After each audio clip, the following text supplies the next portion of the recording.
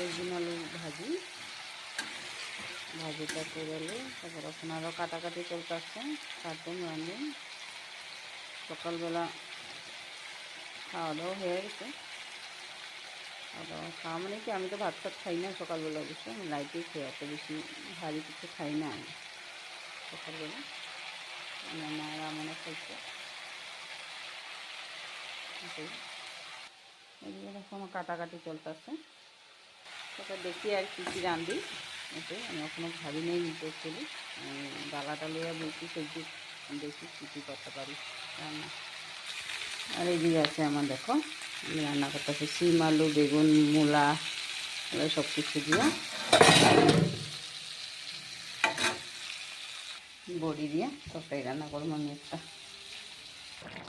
ধনিয়া পাতা দিয়ে আমি এখন তরকারিটা নামাবো। আমার আজকে দুপুরে রান্নাটা দেখতে। বন্ধুরা শুভ দুপুর,